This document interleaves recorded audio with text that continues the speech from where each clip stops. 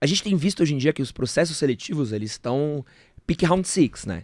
Então, às vezes, na minha época, quando eu não tinha empresa, quando eu corria atrás de emprego, eram às vezes 2 etapas. Duas fases, né? Você fazia um coletivo e no outro direto com o seu chefe, mas hoje a gente tem processo online 1, 2, processo físico 1, 2. Às vezes você entra, fazer um mês de experiência na empresa para poder ser efetivado e tudo mais.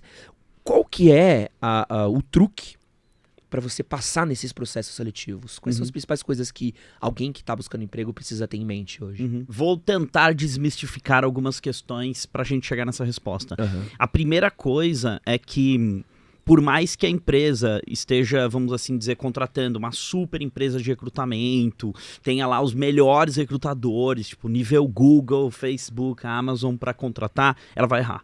Ou seja, tipo, é impossível não ter um processo seletivo que a empresa não erre. O que eu quero dizer com errar? Se tinham 10 candidatos para 3 vagas na final, é impossível a empresa acertar os 3 melhores.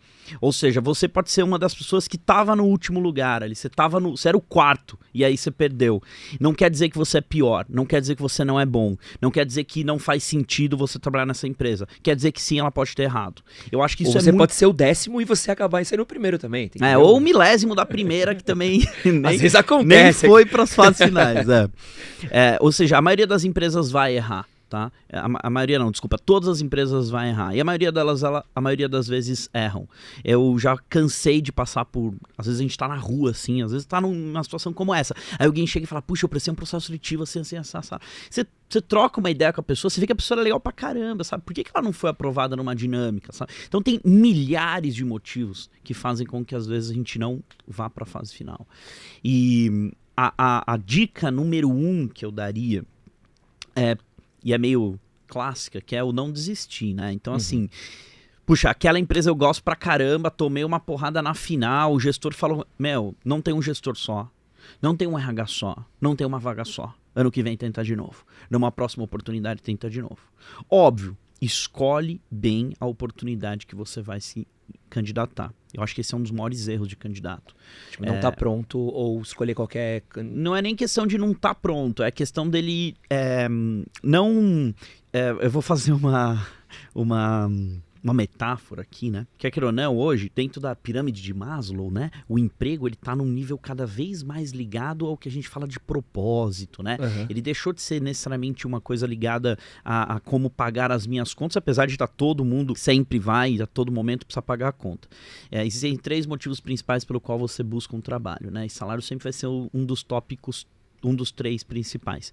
Mas os outros 2 motivos estão ligados sim à cultura organizacional. O primeiro motivo é o teu chefe. Então, assim, o seu chefe pode, tipo, fazer do céu um inferno a empresa da qual você vai trabalhar. E o segundo é o tamanho do desafio que você tem. Então, assim, se a empresa não coloca desafios relevantes para você, é possível que você não queira mais estar naquele lugar. Levando em consideração esses 3 motivos, os 2 primeiros, eles estão muito ligados ao propósito. Ou seja, o meu chefe acredita no que eu acredito, ele tem uns valores parecidos com o meu, os projetos dos quais me são oferecidos têm valores parecidos com o meu, são aquilo que de fato faz com que eu queira crescer e por aí vai. Dado que isso acontece, as pessoas elas têm uma gama hoje infinita de processos seletivos. Só para você ter uma ideia. Programa de trainee, que é meio começo de carreira, mas é aquelas coisas quase que um concurso, né? 20 mil se inscrevem e passam 10. Programa de trainee. O ano passado a gente teve um recorde histórico de números de processos seletivos, mesmo na pandemia. Uau! Esse ano a gente bateu o recorde do recorde histórico. Então, assim, a gente está tendo mais programas de trainee do que... Que doideira. Mas nesses processos, nessas coisas daí, o que acaba sendo o diferencial para tanta gente ainda tá correndo atrás de... A gente vê tanto engenheiro, administrador no Uber, assim. É o currículo? É a forma como se apresenta na entrevista? É uma questão de conhecimento? É falta de experiência? O que você vê que é um... Putz, talvez te falte isso? Então, eu acho que tá ligado a... Quando você tem uma gama muito grande, você não consegue escolher. Então... Vamos assim dizer, imagina que você entra numa balada e todo mundo te quer. E aí você não sabe direito com quem você vai casar. Você não tá nem ligado a, tipo, namorar ou passar um dia. Tá falando, casar. E aí você entra num lugar onde, tipo, a galera tá, vem, se inscreve pro meu processo, de repente você tem 50 processos que você tá prestando, você deixa uns 20, ninguém humanamente consegue prestar 20 processos de um jeito legal. Então a galera tem pouca informação sobre como é trabalhar na empresa, que tá ligado àquilo que eu tava falando sobre o chefe é bacana, tem meus valores, os desafios são relevantes, tem a ver comigo. Essas são as duas principais. E aí, quando elas não têm essas informações, elas acabam, tipo, jogando na loteria. Elas testam várias, e no processo de testar, de repente, aquela que você deixou de prestar, ou aquela que você não deu tanta atenção na dinâmica, era a que mais tinha a ver com você, e aí você tá focando nas que, tipo, de alguma forma lá na frente não vai ser. Entendeu? Então, é um super desafio, você escolher as empresas que fazem sentido pra você. Agora, a dica que eu dou nesse sentido. A gente tem visto cada vez mais crescerem o número de golpes que a galera aplica. Então é muito importante você estar preparado para isso. Toda vez que você receber uma mensagem via WhatsApp de alguém pedindo para você dinheiro, a dica do WhatsApp para você é fazer o quê? Liga para essa pessoa. Mas ao invés de você ligar para aquele número que tá te pedindo dinheiro, você liga ali para quê? Pro número que você tem salvo na sua agenda. E fica aqui esse recado para vocês de WhatsApp para você evitar cair em golpes e viver com mais segurança. Aproveita e compartilha essa dica com aquelas pessoas que mais precisam. Seu pai, sua avó, sua tia. Você fazendo sua parte também, você garante mais a sua segurança. Tem milhares de formas de você encontrar essa empresa. Por quê? Hoje a maioria dos processos assertivos tem vídeo. Quando tem um vídeo, escuta o que o diretor tá falando, escuta o que a RH tá falando. Além do vídeo, tem fotos do ambiente de trabalho. Tem a descrição das oportunidades. Você vai num Glassdoor da vida, você consegue ver quanto ganha uma pessoa dessa. Você consegue, tipo, dentro do LinkedIn, ver pessoas que trabalham lá e dar uma de cara de pau. Fala, quero muito trabalhar aí, quero saber como é. Entendeu? Se a pessoa te responde, já é um indicador de cultura organizacional do qual você curtiria trabalhar. Se a pessoa não te responde, também é um indicador. Se a pessoa leva muito tempo para responder, o nível de atenção que ela dá, algumas vão dar pouco, outras vão querer marcar um café. Dependendo do jeito, óbvio, não vai falar com uma pessoa só e achar que aquela já representa a cultura inteira. Vai dando ali uma tentativa, 3, também não vai ser a pessoa mais, oi, então, você não tá falando comigo? Por quê? Você não gostou de mim? Também não tem isso, né? Tipo, faz com mulher na internet, né? É aquela tentativa do, tipo, na educação, onde você sabe que você já tá meio que, tipo, abrindo uma portinha ali que ninguém te chamou. Mas você vai abrir com carinho, com atenção. Porque, levando em consideração que tem muita oportunidade rolando, no mesmo número de oportunidades que tá rolando, também tem muitos candidatos rolando. Então, tipo, a empresa, obviamente, vai encontrar qual é o candidato que mais tem a ver com esse nível, vamos assim dizer, de cultura organizacional que ele tem match, né? Cara, a gente abriu agora recentemente algumas vagas. A gente teve muita gente passando pela empresa esse ano. E uma coisa que eu senti e que me espanta, assim. Eu recebi muito currículo de pessoa que não fazia a menor ideia da vaga que eu tava oferecendo. Então, por exemplo, eu recebia uma vaga de edição. O cara tinha que editar vídeo.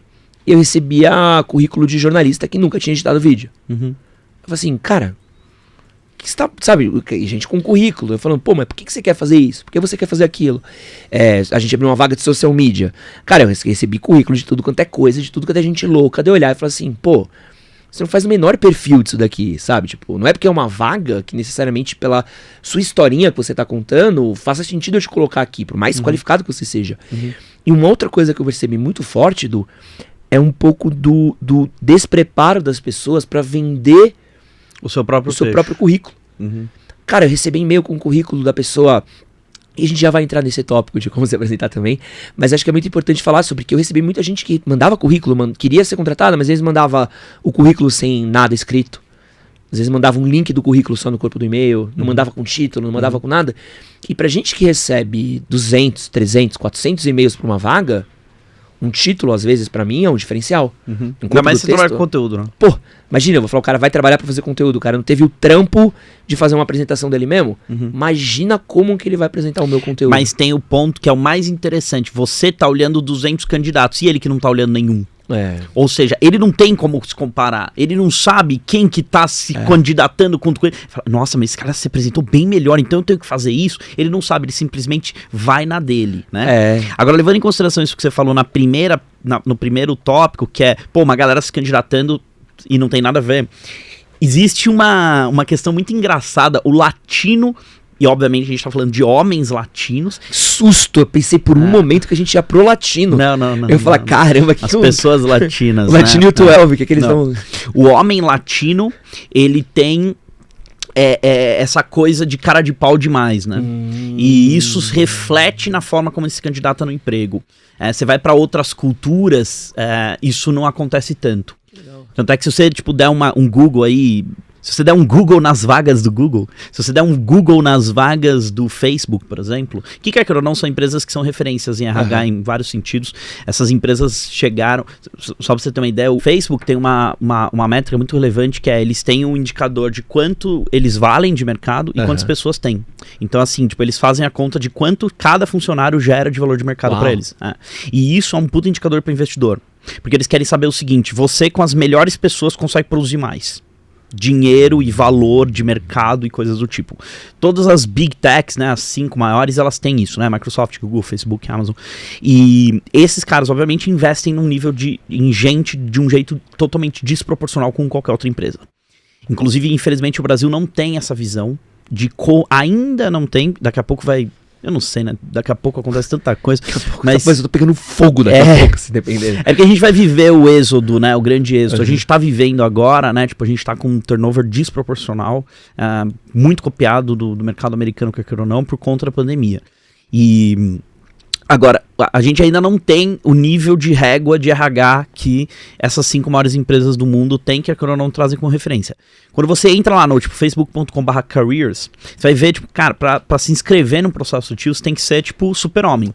Mulher Maravilha, assim, é um negócio sensacional. E aquilo é de propósito. Porque se você olha e fala, acho que não é pra mim, é um elemento de cultura organizacional. O Face não quer as pessoas que olham e falam, isso não é pra mim. Só que com o brasileiro não dá. Porque o brasileiro fala, eu acho que eu consigo. O maluco trabalhou na chapa do bar do seu Zé a vida inteira. Falou assim, tem diretor sênior de marketing. Opa! Acho que um dia... Mas isso tá ligado... uma gravata ali já era. Isso tá ligado ao fato do como o brasileiro consegue emprego. E o brasileiro, na maioria das vezes, ele consegue emprego e ele, conhecia alguém, que conhecia alguém, que conhecia alguém. E aí, quando ele chega a não conhecer alguém, ele acaba, entendendo que, isso já funcionou com tanta gente, porque não vai funcionar comigo. Agora... eu acho que assim, é um desafio de você deixar mais claro, que é nas suas job descriptions, quando você vende uma vaga, para que as pessoas, primeiro escutem esse podcast, né? Próxima vez que você mandar um coisa, dá uma olhada nesse podcast que ajuda muito. E 2, deixar claro que é importante que a pessoa tenha um desafio, e aí em alguns casos você fala, o título do e-mail, o currículo tem que saber se vender, porque a gente trabalha com conteúdo e tal. Aí você já joga um desafio lá, e aí quem quer vai, quem não quer, né? Mas ao mesmo tempo que você entra nos sites de vagas, e aí tem um spam de vaga, né? Tem muita vaga que é job description pura. E a maioria das job description brasileiras é mais do que o super-homem. São coisas assim que não dizem nada com nada, porque o RH foi lá e copiou de algum lugar e jogou lá. E aí não diz nada sobre a cultura organizacional, não diz nada sobre com quem eu vou trabalhar, sobre qual é o produto, não diz nada. E aí você tá fazendo o quê? Você tá spameando vaga. Então, da mesma forma que você spameia a vaga, você spameia currículo de um lado, né? E aí a gente fica com esse desafio aí de selecionar. A 99 nasceu baseada nesse problema.